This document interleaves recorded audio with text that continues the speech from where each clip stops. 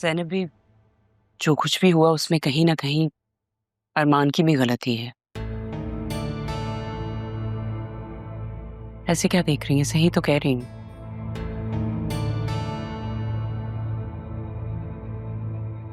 जब राहा ने मुझे बतूल और अरमान के बारे में बताया, मैं तो सुन के ही शर्मिंदा हो गई।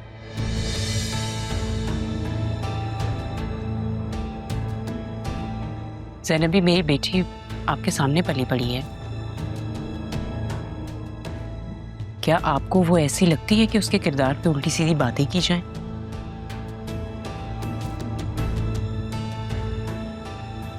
पता नहीं ज़रीउन कहाँ कहाँ जाके क्या क्या उसके बारे में बकवास करता होगा। बदनाम कर रहा है वो उसे। ऐसे में तो सिर्फ अरमान ही है अब जो उसे सहारा दे सकता है। ये तो आपने मेरे दिल की बात कह दी। मेरी खुशनसीबी होगी अगर उस घर की बच्ची मेरे घर की बहू बनेगी तो।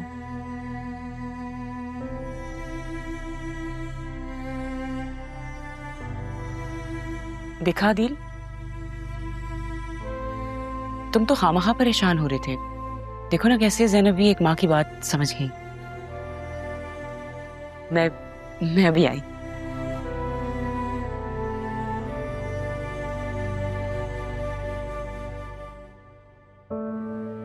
ज़ैनब भी,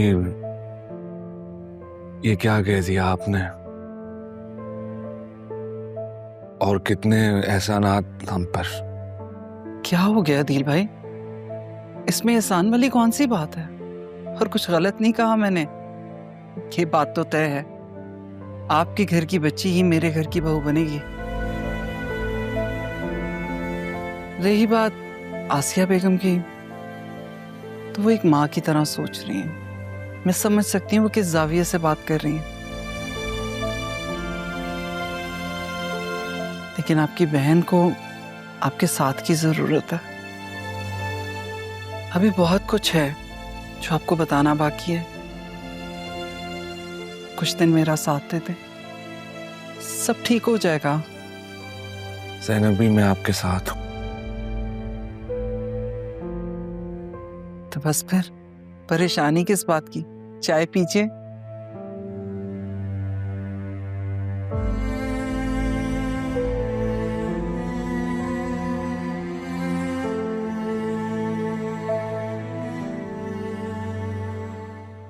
जब सब कुछ ठीक चल रहा था तो फिर आपको सच बताने की क्या जरूरत थी? शाह, मुझे एहसास हुआ था कि कबीर को उसकी माँ के बारे में सच बताना मेरा फर्ज है।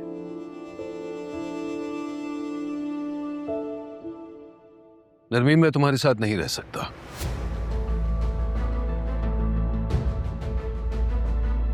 फिर मैं भी यहाँ नहीं रहूंगी।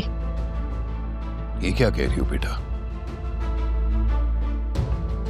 शायद तुम जानती नहीं, इसने मेरी मां को मरने के लिए अकेला छोड़ दिया, वरना शायद आज वो जिंदा होती। हाँ, लेकिन अगर ये चाहती तो फिर ये आपको सच भी ना बताती। आप क्या कर लेते पूरी जिंदगी? आपको इतने टाइम बाद मुझे एक घर मिला है जिसमें मुझे एक बाप मिला, उसके साथ एक माँ और फिर एक बहन भी। आपने वैसे भी पहले भी यही किया था। आपने खुद को मेरी माँ से दूर कर लिया था, फिर मेरी माँ ने अपने आप को सजा देने के लिए मुझे खुद से। गलती आप दोबारा दोहराएंगे या आप वापस करेंगे मेरे साथ? फिर आप मुझे एक ही दफा बता दे ताकि मैं अपने आप को इस रिश्तों से, इस उम्मीदों से आजाद कर दूं। अगर सच बताने से ये होना था तो फिर बेहतर था ना कि आप ना ही बताते। ठीक है बेटा, ठीक। इस रिश्ते को मैं ऐसे ही रहने देता हूं, क्योंकि मैं तुम्हें दोबारा जाने नहीं दे सकता बेटा। तुम्हारे बगैर मैं नहीं रह सकता।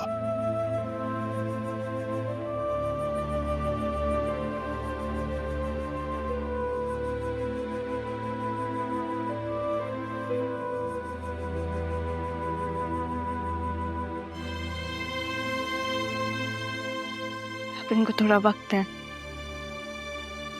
और इनके सामने मत आइएगा, इनका सामना मत करें। ज़रूरी नहीं है कि हर सच का सामना करें। मुझे कल ऑफिस जाना है, मैं सोने जा रही हूँ।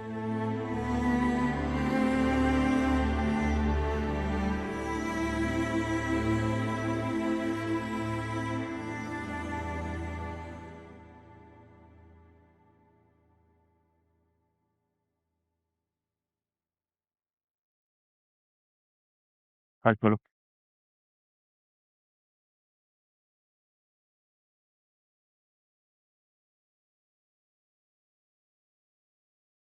उस पे भी निगरानी रखेंगे।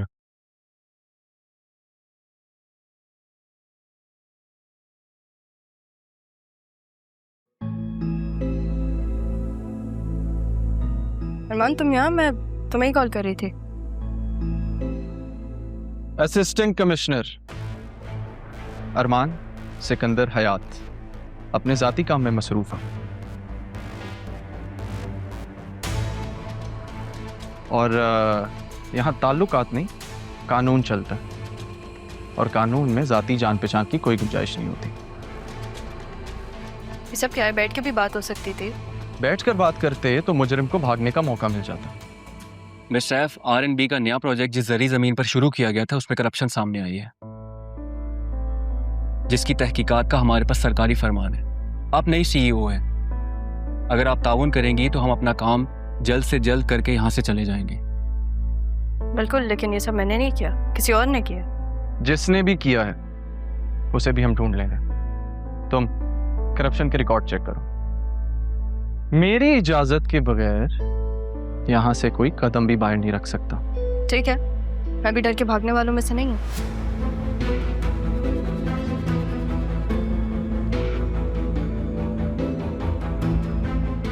सब सीज करो।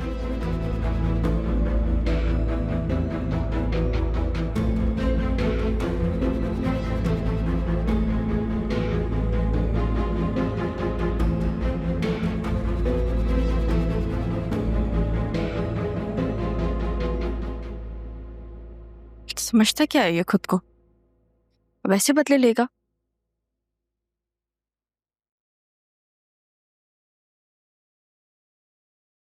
ठीक है, सीम्स गुड, थैंक यू।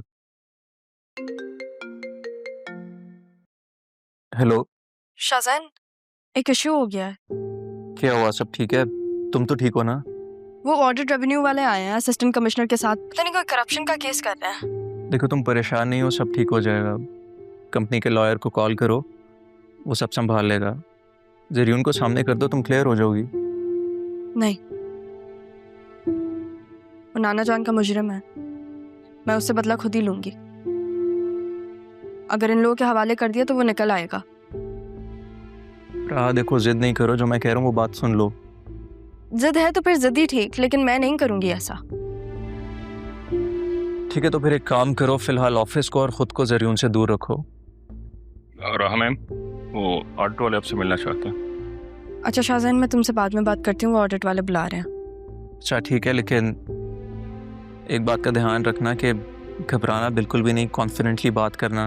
वो जो बात भी पूछे पहले तहम्मुल से सुनना और उसके बाद उसका जवाब देना, ठीक है? थैंक यू, हाफिज। क्या हुआ, कोई इशू हुआ है? वही राशिद को लेकर मसला, और अब ये रेवेन्यू वाली बात। हमारे पेपर्स रेडी हैं? जी पेपर रेडी मेरे पास ही हैं, और अरमान से मैंने कह दिया। अरमान से क्यों कहा है आपने? वो अब यहाँ का वर्कर नहीं है, वो असिस्टेंट कमिश्नर है।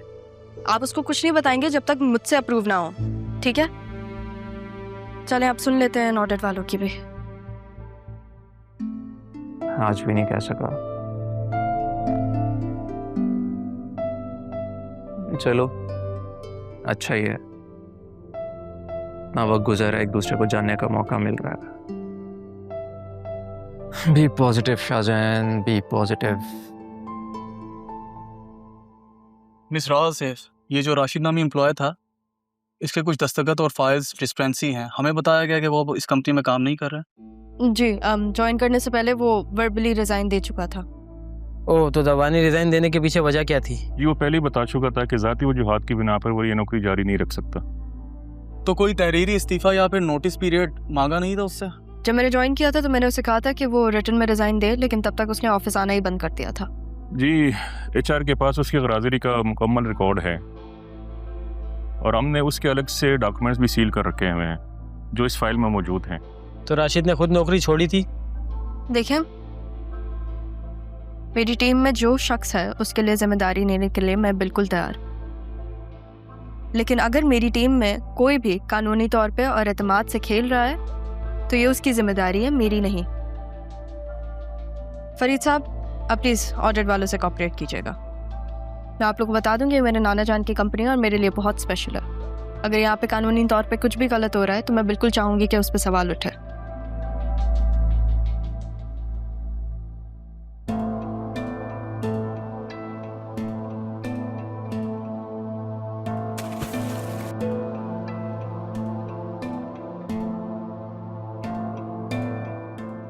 पता है इसको सब। ये देखें, इसके नए नंबर पे कॉल तो मैसेज पे कब। इंटरनेशनल बैंक डॉक्यूमेंट्स मांग रहा है, जल्दी से सेंड करो मुझे। हम यहाँ ज्यादा देर नहीं रुक सकते, ज्यादा देर नहीं रुक सकते।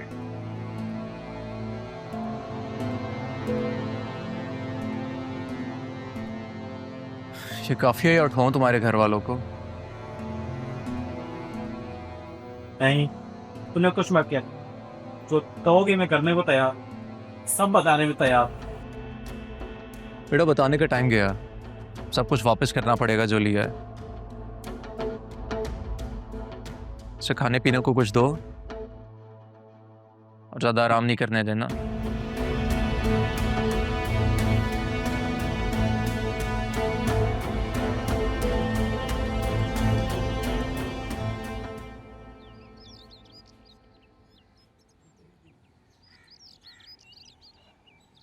हेलो, कैसे हो?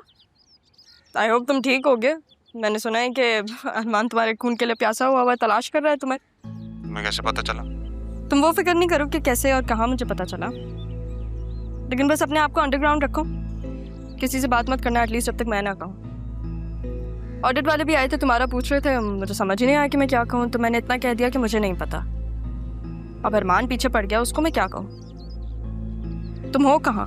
मैं तुमसे कहा था ना कि डैड की तबीयत ठीक नहीं है, बस उनको लेके आया हूँ।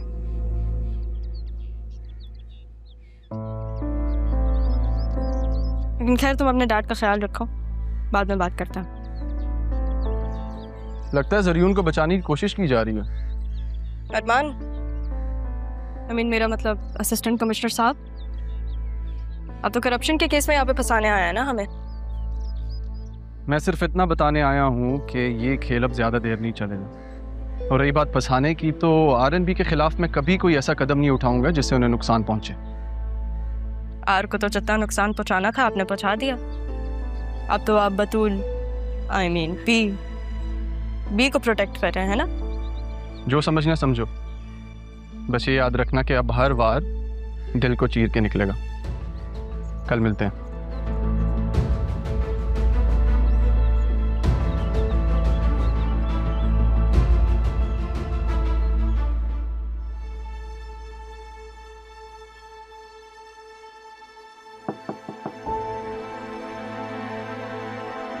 आओ बेटा, बैठो।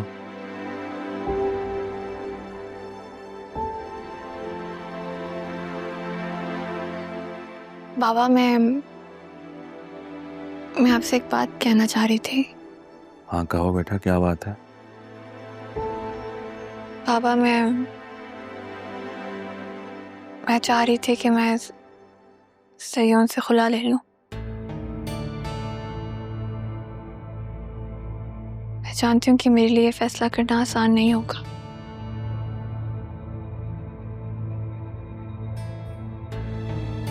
लेकिन अब मैं इस रिश्ते का बोझ मज़ीद नहीं सह सकती। मैं खुद को आज़ाद करना चाहती हूँ, हर उस याद से जिसमें मैं कैद होती जा रही हूँ। तुम्हें जो ठीक लगता है ना बेटा, तुम करो। मैं तुम्हारे साथ खड़ा हूं।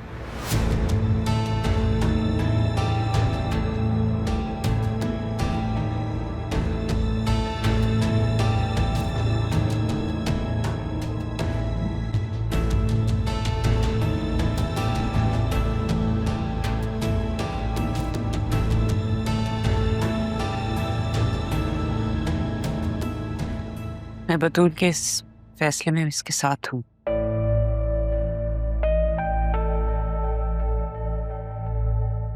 आई थिंक तुम्हें ज़ैनब से बात करनी चाहिए। क्या? अभी बतूल की खुला नहीं हुई है, समझी तुम? जानती हूँ।